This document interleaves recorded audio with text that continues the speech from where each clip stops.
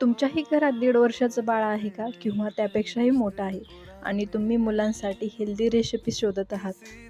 तर ही रेसिपी नक्की पहा आणि तुम्हीही ट्राय करा. त्यासाठी काय करायचं, इथे 1 चमचा साजूक तूप घ्यायचं, त्यामध्ये जिरे, मोहरी टाकून ती छान तडतडली की त्यामध्ये कांदा, टोमॅटो टाकायचा. तोही पटकन भाजावं म्हणून त्यामध्ये हळद टाकायची. हळद टाकली की त्यामध्ये ती परतून घ्यायचं आणि त्यात मिरची टाकायची आणि हो, तुम्ही यामध्ये अजून कोणतेही व्हेजिटेबल टाकू शकता तुमच्या बाळाच्या आवडीनुसार. त्यामध्ये परत ओट्स टाकायचे, ओट्सही छान परतून घ्यायचे, त्यामध्ये नंतर कोथिंबीर टाकायची आणि हो, मीठही टाकायचं लगेच.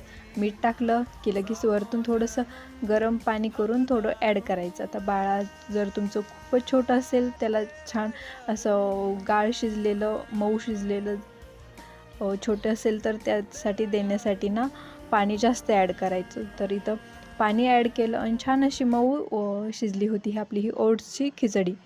तुम्हीही तुमच्या बाळाला नक्की ट्राय करून बघा आणि वरून असं साजूक तुपाची धार सोडायची. एक नंबर लागते आणि रेसिपी आवडली असेल तर